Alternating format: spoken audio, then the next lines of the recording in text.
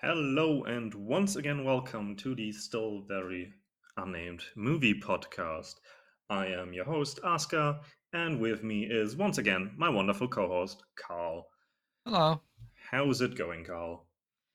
Pretty good, pretty good. Woke up a bit too late today, but I have time to finish today's movie, and excited to talk about it. Yes. One of my favorites. We thought we would do like a project, something bigger than just we pick a movie and we watch it. So, Karl, tell us about our project. Yeah, we figured, can't just talk about singular movies. Maybe it could be a more fun experience to try and connect the dots a bit. And so we've decided to pick um, a director that we both have an interest in, to just kind of go through their filmography. It's going to be a couple episodes in fairly close proximity, might be a little break here or there to do some other episodes, but we are going to be going through the filmography of Mika Ninagawa, who is a Japanese director, uh, also a photographer. This will be important. And just kind of go through her filmography, talk about the individual movies, and also kind of see if we can track her development as a director, as well as maybe comment on some of the common threads between her works, find out what makes Nina Gawa in particular a unique director. I think is going to be the main appeal of this little mini series, right? Yeah. And we chose Ninagawa because, again, as you mentioned, she has like appeal to both of us. I'm a big fan of hers. You've recently watched Diner, which you liked a lot, Hmm. and she doesn't hasn't made that many movies at the time of recording. She has done 4 movies and one Netflix short series of 9 episodes. The day this podcast releases, plus minus one day maybe, her newest film actually does release, and we hopefully also get a chance to talk about that at some point. Indeed. Um, Right. So let's shortly talk about Nina Gawa, a director very near and dear to my heart. I've actually written a term paper for uni about her already. And so Mika Ninagawa is mainly a photographer. She started in the 90s. There's like this movement of like especially young like teenagers, especially teenage girls, using these point and shoot cameras, so like nothing highly professional, to make photos and partially post them online and everything. And that became that nowadays that's like a big part of like city life in Japan aesthetic, right? Like whenever you have those like blurry neon signs and stuff passing by, that's something that, as far as I know, originated in this girls photo movement. I know you're not familiar with this film specifically, but Arno's Love and Pop from 2002 is basically exactly that. Like someone who listens might know that movie. You know, it's Anno, uh, Yeah. though Anno is obviously more well known for anime than for live action films. So Nina Gava started doing those photos. She's one of the premier people on there. She's also the daughter of a fairly well known Japanese theater director, which I can't talk that much about because I don't know anything about theater, but like the excerpts I've seen and stuff, he's very well known for doing like Shakespeare but with like a cherry blossoms, which Hmm. sounds really cool, but it's a bit harder to come by than like movies. um and yeah, in 2006 she started doing movies. She's only done adaptations so far, but gives them her own twist for sure. And I love those movies a lot. So we're starting today with a debut film, which is Sakuran. And yeah, why don't you tell us what it's about, Carl? Yeah.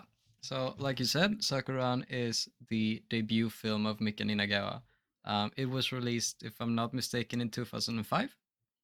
Really? I've got 2006. But yeah. Well, I was off by 1 year. It was released in the early 2000s. Let's put it that way. Yes. Um, it is her directorial debut. It tells the story of a young girl who is sold. to be a courtesan, a prostitute in um, older Japanese society, Yeah. uh, Edo period specifically, right? Edo period. Yeah. So she's given the name Kyoha, and she, she's got a bit of a rough life in front of her. She gets mistreated by the staff and the other courtesans, especially the Oiran, who is kind of the head courtesan, the higher ranked courtesan, is very mean to her. And then as she grows, she gets clients. She matures as a person. She experiences false love and forbidden love, all the while kind of having to grow into an adult and maybe accept that there is no way out for her. That's kind of a central theme of the movie, which we'll probably end up talking a bit about. There's a lot of metaphors to it and symbolism as well. But she ends up, she's kind of trapped in this place. She tries to escape. She gets beaten up. She tries to be with a man that she loves instead of her customers. But the other courtesans kind of sell her out. Have this kind of mean girl aura to them, and she faces these setbacks. She eventually becomes the Oiran, the head courtesan, when the previous one attempts a lover's suicide but fails, killing only herself. And she rises to be the main courtesan. She kind of takes the role as the leader of the girls and trains the younger girls and stuff. She gets a customer who is a rich samurai who tries to get her to marry him. Initially, um, she's not really sold on the idea, but it's like the only way she has of getting out, right? So she kind of does it, but then she remembers, with some help, that maybe she can have it both ways, have the good life she wants and be with a man she loves. And it's got a very nice ending where her and her love interest kind of elope, Mm. um, and they run happily through a field of cherry blossoms. Yeah. That's essentially what happens in the movie. It's a film about romance. It's a historical movie, you know. Yeah, it's definitely a period film, right? Yeah, that's Mentioned the this word I was before, looking like for. the main Japanese distinction between Jidaigeki and Gendaigeki, period pieces, and contemporary films. This is very much Jidaigeki, Hmm. which I also think is fairly important, because like Jidaigeki as a genre is often very. I don't have experience with like courtesan Jidaigeki specifically. I know there's like a fair bit of like older films that have the same topic, but they often feel a bit stale, right? Like if you don't think of samurai films by Kurosawa and stuff, they are often very slow and stuff. And this film is definitely a Jidaigeki. I don't think you can take too much of it and apply it to modern society, even though, of course, it's about the role of the woman in society and Yeah, agency over her own body and stuff like that. Um, but yeah, it's like Jidaigeki, but with modern sensibilities, very 21st century sensibilities, and I love that about the film. yeah. I do think you mentioned her father doing like you described it as Shakespeare with cherry blossoms. Um, I got kind of similar vibes from this. The I suppose tragic or forbidden love elements of the movie are something that I tend to associate with Shakespearean works. Um, and so it did put those kinds of things in my mind. Obviously, it has a lot of difference as in the narrative and all of that, but also the way that Japanese cinema kind of is a bit theatrical in the Yeah, acting. yeah, Um, it kind of invites the comparisons in a way as well. yeah. I think it's not convoluted enough to be Shakespeare, but I get what you mean. Yeah, yeah, it's less a comparison of the two and more of just like um, a vibe check, right? It has the forbidden love elements. It has the Mm. lover suicide.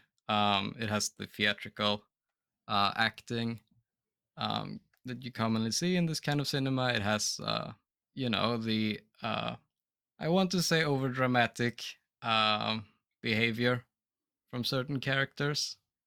But yeah, it definitely, is a different beast in its own right as well. Yeah. So talking about like general experience with the film, right? What did you expect? How did you feel about it? Well, with expectations, the only thing you can really expect from an Inagawa film, me only having seen one, right, is Hmm. a very distinct visual identity, I think. Yeah. Um, we've already talked about how she is a photographer, right? She has a distinctive photographic style. And with my only other experience with her works, which is Diner, which is a later movie she made, a fairly recent movie she made. She does have a way with colors with her shot compositions that's very pleasant to look at, and this movie definitely delivered on that. I think maybe not to the same extent as Diner did for me, but looking at this movie, the colors are a huge part of any shot, right? The movie starts and it's very red, um, and it's very red all throughout. But as it goes, you kind of get these other colors as well. Yeah, I love that this. I love that the sad scenes are in blue. It's just Yeah, yeah. it works. And not just in, the foreground or in the clothes that they're wearing, but also you have these things like the sliding doors have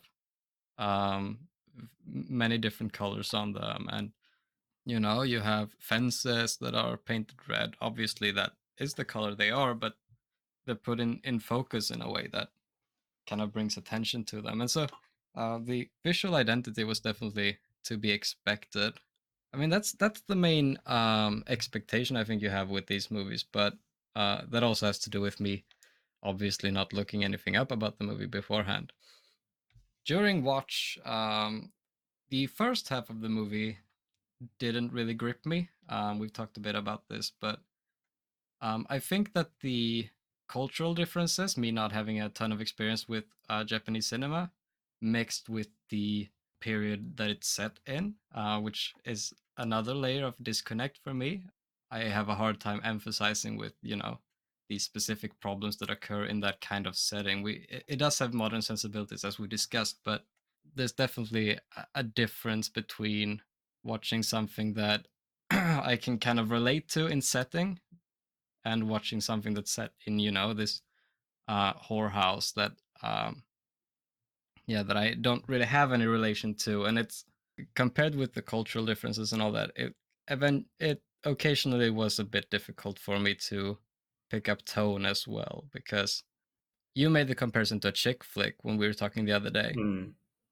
and I definitely see that in the click forming, the mean girls trying to sabotage the main character, stuff like that.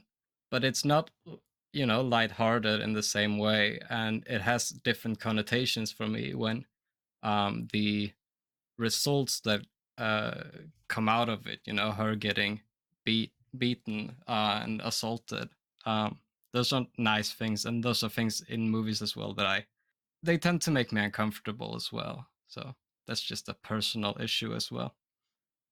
The second half of the movie I liked a lot more. After the Oiran dies and she becomes a new Oiran, I loved the connections they made between the two, the old Oiran and of course the new Oiran, in how they treated other people, in how they behaved in general. I liked to see her girl bossing and winning a bit. That was really nice. And I did like, the ending. I thought it was nice. I thought it was nice that, the kind of theme of the cherry blossoms carried through the movie as well. Overall, kind of a nice movie. I liked it, but, first half didn't really vibe with me. Yeah. So interestingly, because you earlier gave your interpretation of the ending, I completely disagree with it. So we'll talk about that later. Oh, that's really interesting. Yeah, I have a very different interpretation of it. So yeah. For me, it was also the second movie by her I originally watched, but my first movie was Helter Skelter, not Diner. So I had more like, I think Sakuran is a very good step towards Helter Skelter, and Diner is then drifting off in a bit different direction. So Hmm. I was, Helter Skelter is one of my favorite films. I was equally like positively surprised by all the girl bossing going on in this one. Um, I think I read about it about Ninagawa that she got some criticisms that she was too commercial, like her, or like even her art turned too much into like commercial stuff. And while this is definitely not purely commercial film, right? It definitely has some ideas of art cinema, and the line between the two is very blurry, right? Hmm. Um, but on rewatch, I felt this film definitely there was definitely more style in the visuals than substance, right? Like if we were to define art cinema as uncovering truths about our life through film, and that's not particularly what she does. She definitely makes she poses some good ideas regarding womanhood, but visually it is just a beautiful film. It is mesmerizing, I would say, Yeah. and that's something that carries through all her films. Uh, I think most notably, she excels at making people attractive. And there's a handful of directors that can do that. There's a handful of actors that do that, right where you see them and you just wanna watch them, even if they're not like conventionally attractive. I think Jason Statham is a good example of an actor who just knows what he does that want to keep watching him. Are you saying Jason Statham isn't conventionally attractive? I mean, not in like the sensibilities that not in a very twink focused world. Uh, That's true. That's right, true. right. He's not a model. Yeah, He we live in a society. yeah, exactly. We live in a society, and while Ninagawa obviously does take very attractive people, very conventionally attractive people, in this one the lead actress is actually a fairly popular singer at the time, Anna Tsuchiya, and yeah, so but she manages to really draw out that charisma in people. Hmm. And I think that carries really well into this film, which is almost entirely carried only by the role of Kyoha. Yeah, I would definitely agree with that. I think that's another reason why the movie became better during the second half for me because you lose all of the kind of external focus on the rest of the courtesans and the kind of establishment itself, and you get this more Kyoha focused, movie about Mm, her maturing and her being nice to people and doing her job and kind of yeah, girl bossing around. absolutely, just girl bossing.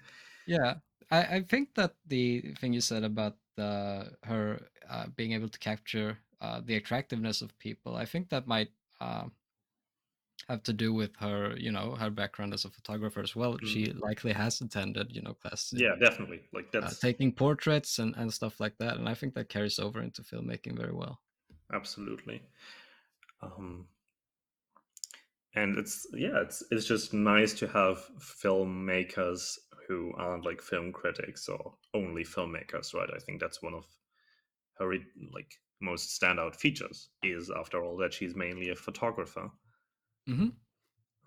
Yeah, I mean, I think that's a common thing, like in general, is um, bringing other skill sets into bringing other skill sets into your main skill set, Yeah, um, or what we analyze as our main skill set. That's always going to give interesting things, right?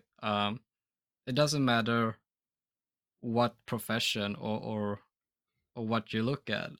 Anything that can set you apart from the masses is always going to be interesting.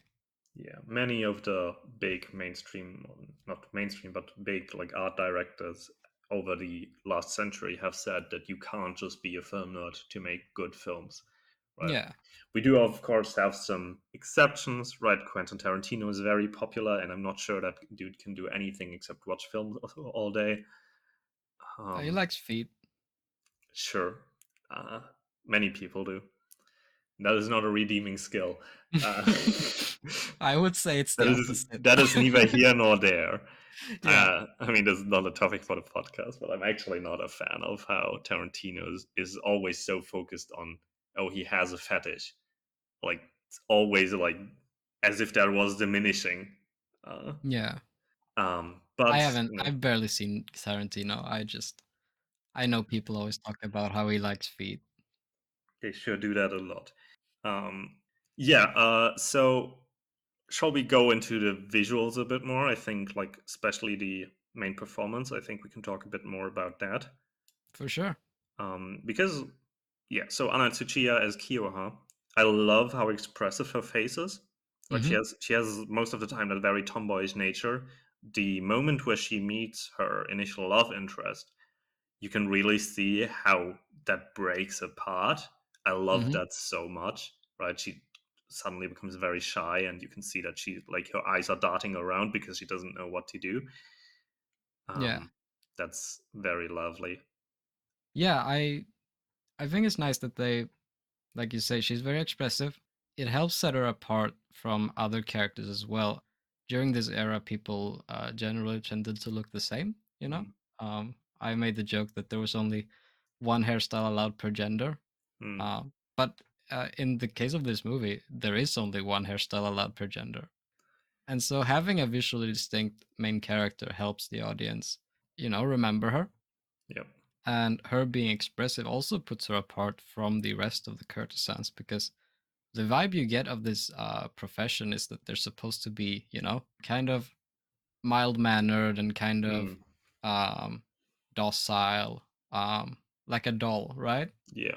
I think this is a common way of treating women throughout history in many cultures, but obviously the courtesan culture of Japan is distinct in several ways as well.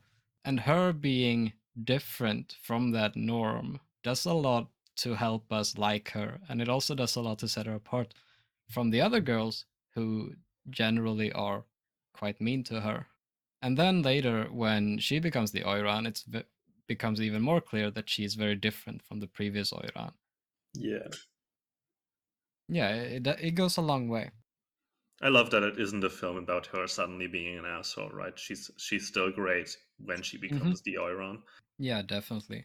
Yeah, I also regarding the, like, hairstyles and facial features and stuff, it is like a genuine proven problem that especially we who are not as familiar with Japanese people have more trouble differentiating people, right? Hmm. So of course, like, if Japanese people would watch this movie, they would see like way more nuances in their faces and stuff. Hmm. But this film did really well in, like, you could differentiate these people even if you have never seen a Japanese person before, probably. Yeah, yeah, definitely. They go a long way, different hair colors, different. I mean, we already mentioned facial structures, but apart from the main character, a lot of especially the male characters, have very distinct facial features, whether it be bushy eyebrows or large eyes, or a specific set of wrinkles, stuff like that. That also helps you set them apart, which is arguably even more important because the male characters obviously get a lot less screen time in this film. Yep. So, anything else to say about visuals? I mean, there's a ton to say about visuals. There's We so much to say. we've talked about the in the sense of the characters, but I talked a bit before about Ninagawa's way with colors as well. I think it could be interesting to have a bit more of a discussion on that. You mentioned earlier that it's a bit style over substance Hmm. in this one. I kind of felt the same. I didn't really always get if the colors were trying to represent something specific or if they were just making the scene look neat, right? Yeah. Other visual elements as well. Some parts I can definitely, kind of see the reason behind it. I already mentioned that as the movie goes on, it seems like there are more colors to play around with. Hmm. I think that definitely could be seen as a parallel to how Kyoha kind of gets more freedom to roam and do as she pleases and, be the nice and kind person that she is, right? Yeah. She's not trapped in the same way, although she's still confined. But I don't know. Did you happen on anything other than that? I guess is what I'm asking. No, I think you're spot on there, right? Like the colors still have some meaning. Red is generally, the very active. It is basically Kyoha's color, right? Blue is when she's sad. Hmm. We do have this like one scene almost entirely tinged in blue. And then notable, I think, is the scene set to some like poppy music where the entire brothel is cleaned up and Kyoha is hiding with a little girl and eating snacks. Yeah, And that's a very yellow scene, right? Not unnaturally yellow, but you have much more these like yellow and green colors in there, as everyone's working around, and that it obviously means happiness. yeah, Uh, so yeah, there's definitely meaning to the colors and like the way shot composition is presented as presenting Kyoha, because as you mentioned before, she's they're basically supposed to be like dolls, right? yeah, um, and that is a lot of like there's this one shot I absolutely adore of like the door sliding open and her sitting there with the flowers. I think that's about when she's about to have sex for the first time. um, just like amazingly beautiful shot, which is obviously just her being presented. But I think the way the camera works, that's something we'll talk more about in Helter Skelter, because there the camera actually adds a lot. I wrote a term paper about it, about how the camera is used in that film.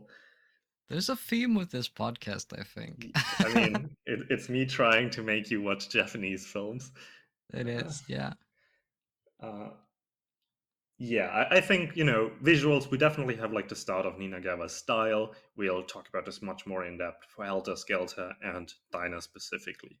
Because I think Yeah. Diner does that style even more. Like it brings the style to the climax, so to say. And Helter Hmm. Skelter also has style, but also has substance. So like it's more Helter Skelter is a more Sakuran, and Dinah is more style, less substance, maybe than Sakuran.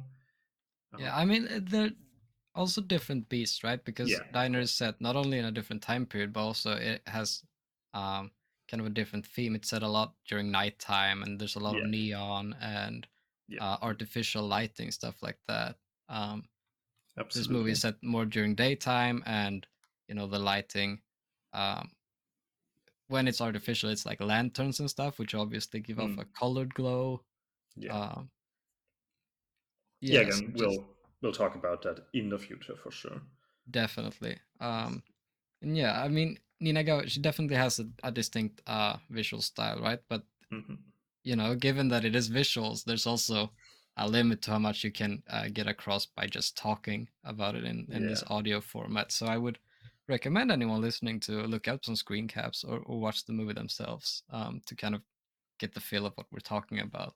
Also, looking at Ninagawa's photography, you sent me a link just before we started. Yep. Um, it gives you a sense of what we're talking about. Yeah. In general, I'll put that in that link to her photography on her website. Just some excerpts from her like photo books from her publication in galleries, and there's also a link to like her list of movies, including trailers. These aren't subtitled in English, but I think you can get the idea. I forgot to actually send you that before, but you can watch all those trailers for next time, Carl. Yeah, I can do that.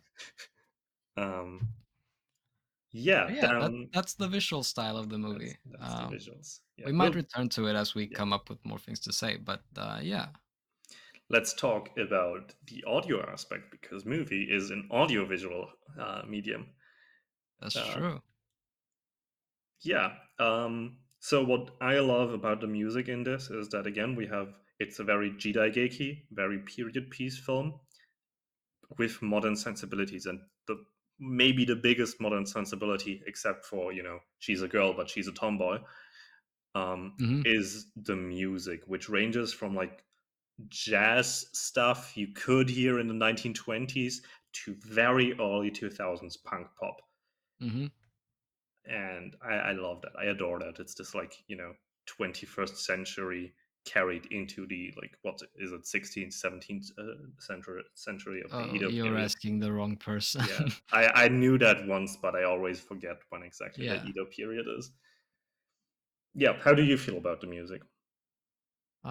Yeah, I mean, like you say, it's another way to anchor the modern sensibilities, and it's also, I think, tied in a nice way to the goings on in the movie. After the first Oiran kills herself, and Kiyoha, then Higurashi, takes over as the new Oiran, the audio identity switches. Hmm. You get these songs that you're talking about, the punk and the pop and the uh, more fun kind of audio identity. That's almost to say, this is a new age. This is Kyoa's time, and she's very different, as the movie conveys, and as we've talked about a bit. She behaves differently than the previous Oiran did. She is nicer. There's the nice scene where she gives the ornament to the little child, and which was done to her previously, but it was in a mean way, that people would be jealous of her and treat her worse. And this is sort of in a nice way, that she will have something to remember her by. The not even subtle, very, very stark switch in style goes a long way to help really emphasize that things are different now. And I like that a lot. It also helps that the songs are bangers themselves. Oh, they're so good. Especially the pop punk thing that is like during her promenade when she's basically fully the Oiron.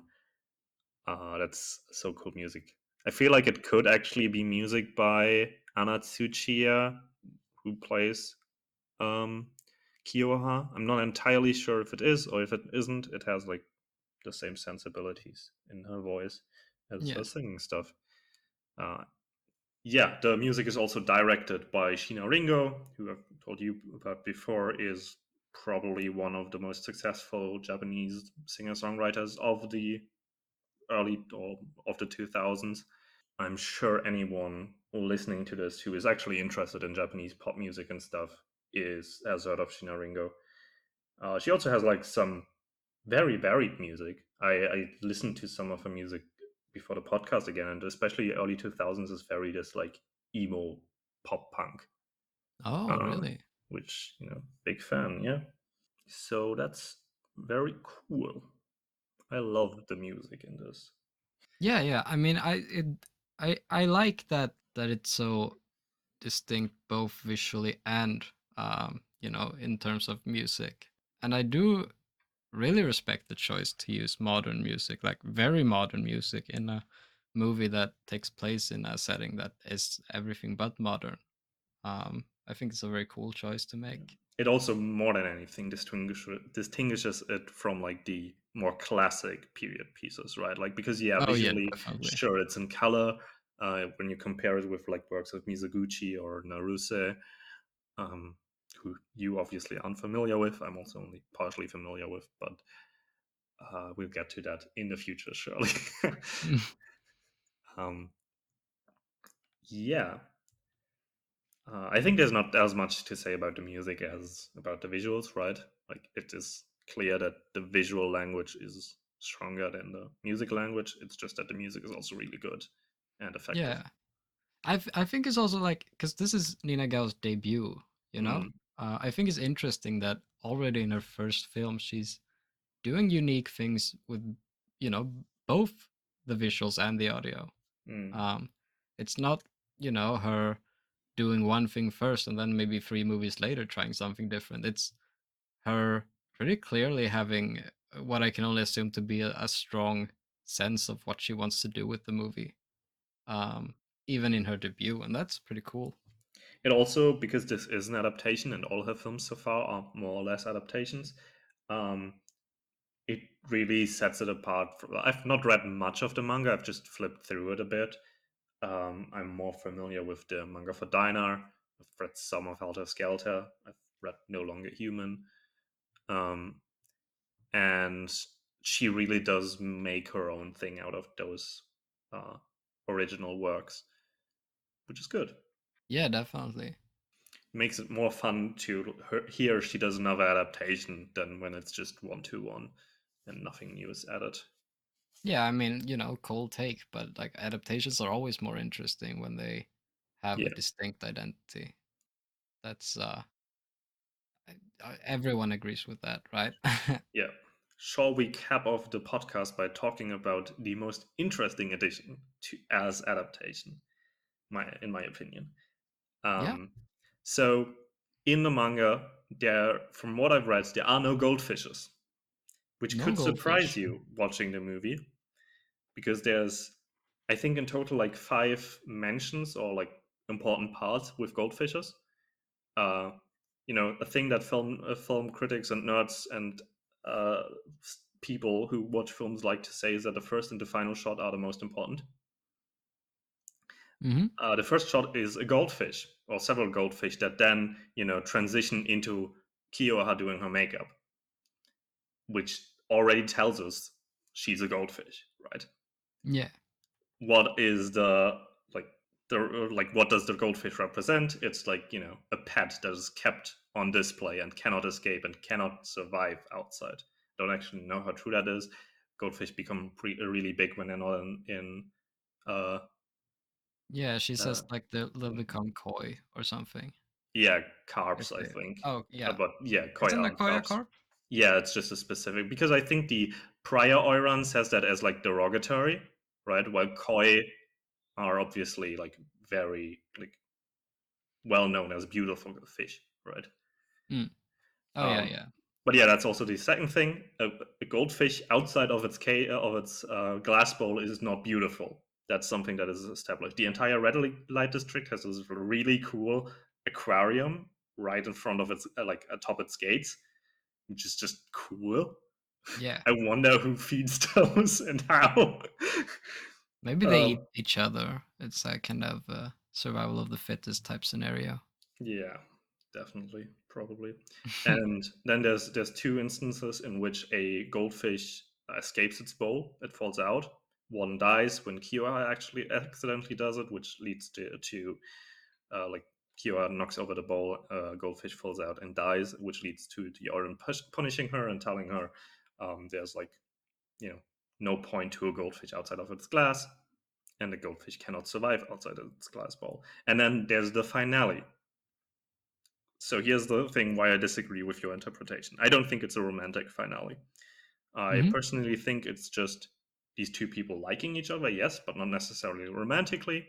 Right? They are just companions who both wear like they are not in the red light district by choice. Obviously, Kyoha was sold, but also I think Seiji was his name, the Yeah, intendant guy.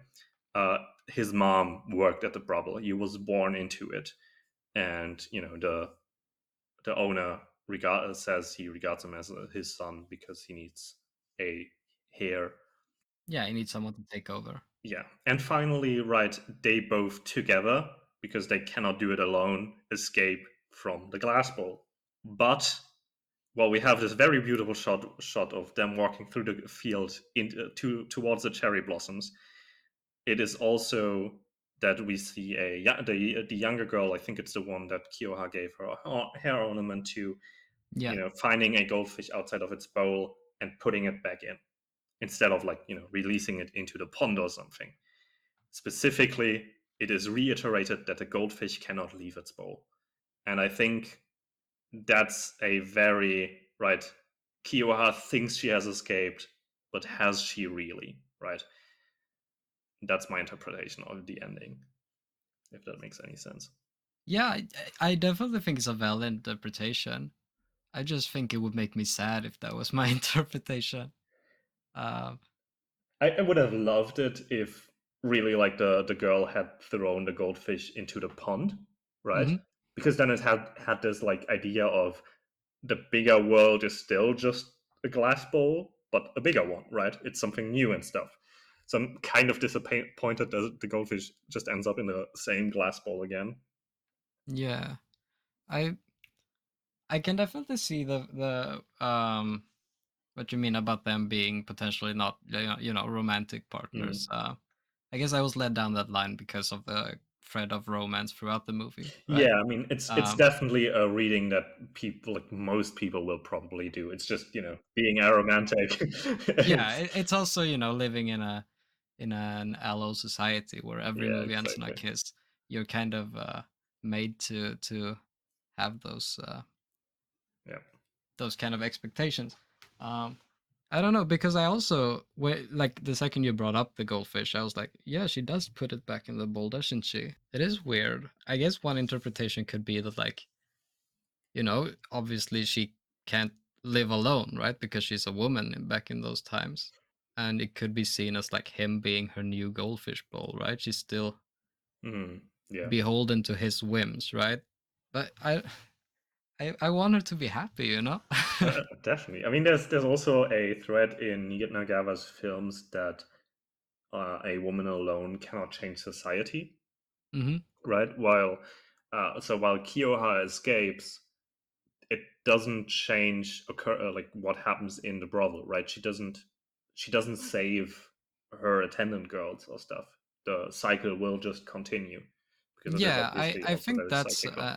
a more I think that's an interpretation I would more subscribe to. Is maybe Mm, like that the goldfish in that case doesn't necessarily represent Kyoha anymore or Higurashi she is at this point. mm, Um, I don't like that they change names. I anytime I read yeah, any historical thing, it bothers me. yeah, Same with like Vagabond. But yeah, that may be it represents that this little girl she hasn't really had she's been indoctrinated, right? She yeah. hasn't had the realization that maybe the world outside the fishbowl is better even though you might die or even though it's more perilous because I always saw it as or I say always I watched it today, but I did see it as Kyoha kind of accepting that the easy way is to marry the samurai, Mm, um but that's not what she wants, right? And even if she only has a limited amount of time outside of the fishbowl before she dies, that's the better alternative. I guess that's the reading I want to have. Because, like I said, I want her to be happy, and I think that's also a more kind of basic reading, I suppose. yeah. I It mean, feels like what you would get from a movie like this. I mean, sure, but like, no, it's also a good reading. I do like the whole more like cyclical thing that while she maybe escaped, like in the same way that the prior Oiran technically escaped, it's just that she died, right? Mm, Right. yeah, But the cyclical nature continues, and yeah, every girl has to escape the glass bowl for herself, or something like that. yeah. I mean, it is a theme of this whole thing is that like they don't really want to be there, right? I mean, of course. Yeah, I mean, who would? It's a terrible place to be. And occasionally they take this out on each other when someone seems like they're about to get away. The others, they turn to jealousy, and, that's not very nice. Yeah, I don't really know. I also, obviously, Kyoha seemed to be the one good thing about the brothel.